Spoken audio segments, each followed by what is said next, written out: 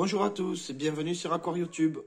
Aujourd'hui, on se retrouve devant ce bac pour une mauvaise nouvelle et pour voir un petit peu comment le traiter. À partir du moment où on commence à les voir, si je pense qu'on est déjà bien envahi. Et là, j'ai nourri un petit peu les poissons et regardez qui vient à la surface également pour manger. Voilà, on le voit bien, c'est un verre très plat, à la tête triangulaire, on est sur un planaire. Il y en a un autre ici, et quand je regarde, dès que je cherche, j'en vois un petit peu partout. Donc, on va parler un petit peu des possibilités qui s'offrent à nous pour traiter les planaires. Regardez là-bas au fond. Vous voyez, un autre qui se promène. Donc évidemment, c'est un problème, donc je n'en ai jamais eu jusqu'à présent.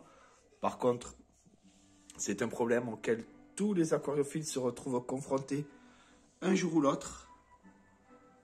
Et donc j'ai bien évidemment lu pas mal de choses déjà sur les planaires. Donc on va en discuter tout de suite.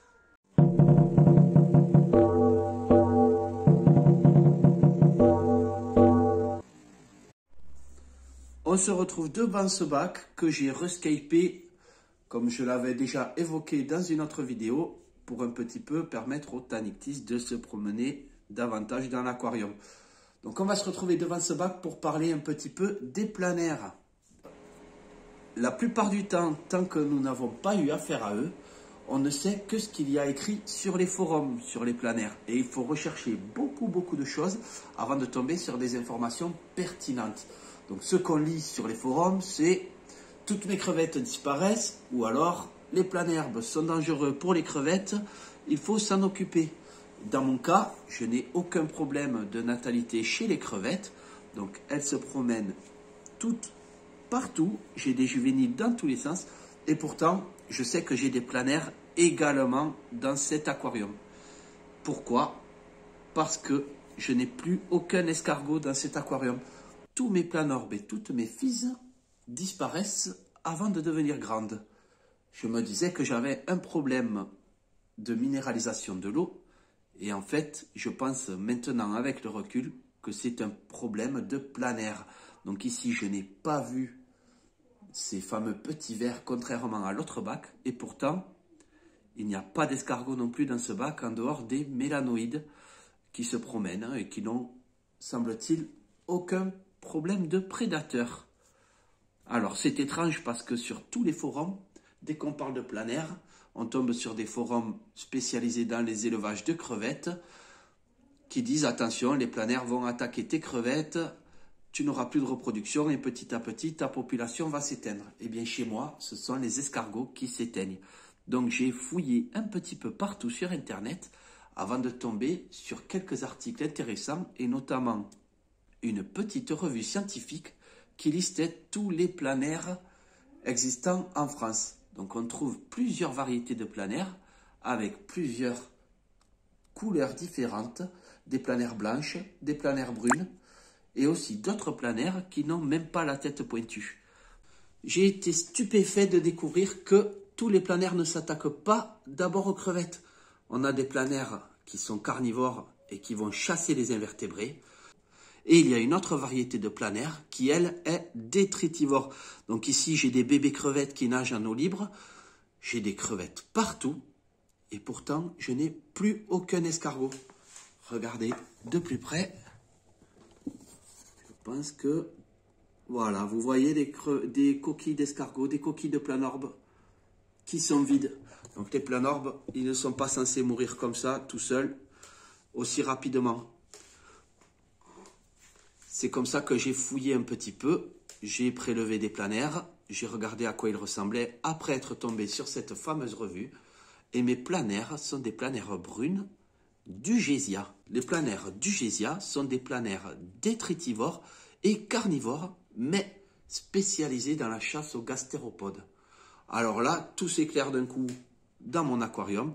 Et quand je commence à voir des petits planaires se promener partout et de moins en moins d'escargots dans le bac, eh bien, je suis quasiment certain d'avoir identifié mon espèce de planaire.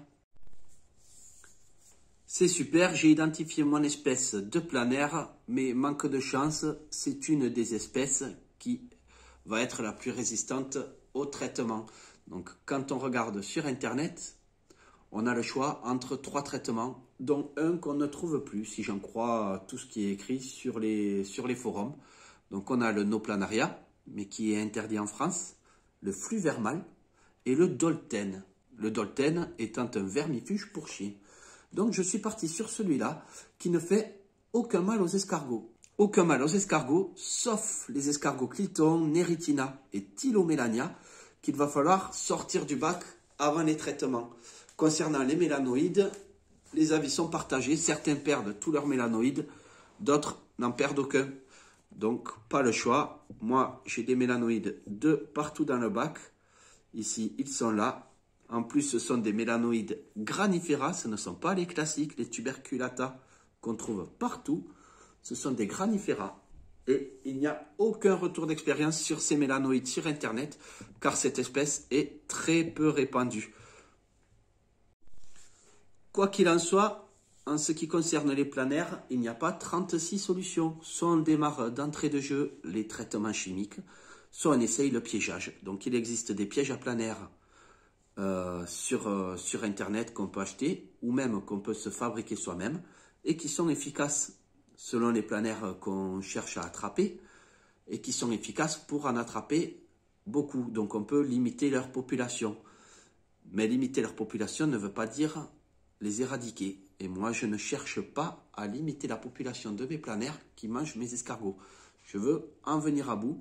Et bien souvent, les gens qui commencent par piéger leurs planaires finissent par en venir au traitement chimique pour les éradiquer. Les planaires sont un petit ver plat quasiment immortel. La science les étudie parce que si l'on coupe un planaire en 2 ou en 3 morceaux, il régénère toutes les parties manquantes et nous avons autant de nouveaux planaires que de morceaux que l'on a coupés. Donc c'est un problème, on ne peut pas les écraser sur les vitres. Et c'est aussi leur mode de reproduction. Donc ces planaires peuvent pondre des œufs, mais c'est très rare. En fait, la plupart du temps, ils se scindent en deux pour se multiplier. Donc le piégeage, oui, peut fonctionner, mais il y aura quand même quelques œufs par-ci par-là qui vont éclore et les planaires, avant qu'on les voie, vont continuer la multiplication. Donc j'en suis venu directement, comme je l'ai dit, à la chimie pour essayer de les tuer. Quelques photos pour aider à l'identification maintenant. Dans mon aquarium, vous voyez qu'ils ont l'air plutôt blancs. Mais on voit bien la forme spécifique du planaire avec une tête triangulaire et même une bouche située au milieu de l'estomac ici. Dès qu'on les met dans un autre support, on voit que ce sont des planaires brunes. Là, on est sur quelque chose de beaucoup plus foncé. On voit toujours ici la tête bien spécifique qui identifie la Dugésia. Ici, on voit la morphologie type d'une Dugésia. Et maintenant, je vous fais défiler les formes diverses de planaires qui existent en France, ainsi que les noms associés pour vous aider à faire des recherches, puisque c'est quand même très spécifique. Certaines sont très rares, d'autres beaucoup plus communes en aquarium. Il y en a des résistantes au traitement, d'autres des plus sensibles. Donc voilà, je vous laisse chercher votre planaire et trouver un petit peu la correspondance pour fouiller un petit peu plus. Et si vous avez des questions sur vos planaires, eh bien, vous pouvez essayer de me les poser. Je ne peux pas vous mettre tout le document ici. On se retrouve devant mon aquarium où je fais un ajout de Dolten pour vous montrer un petit peu comment ça se passe. C'est le traitement que j'ai choisi. Là aussi, on trouve plusieurs versions sur Internet. Je vous détaillerai tout ça dans une prochaine vidéo. Ce n'est pas l'objet de celle-ci. Donc vous l'aurez compris, il y a plusieurs sortes de planaires. Chaque planaire a un régime alimentaire particulier et c'est toujours bien de savoir identifier son planaire car cela peut aussi mettre la puce à l'oreille tant qu'on ne les a pas vus. Si on voit des disparitions inexpliquées, certaines souches seront plus ou moins résistantes au traitement et donc c'est toujours intéressant de pouvoir identifier sa souche.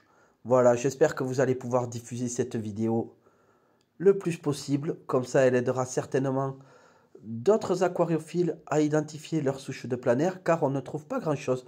On trouve toujours, attention à tes crevettes, la tête est triangulaire, c'est un planaire. Eh bien, moi j'ai appris, à force de fouiller, que l'on peut avoir des différences. Je l'ai appris aussi par l'expérience, puisque ce sont mes escargots qui ont disparu. Allez, j'espère que cette vidéo vous aura plu. Pensez à liker ou à vous abonner. Et je vous dis à une prochaine fois sur AquarioTube.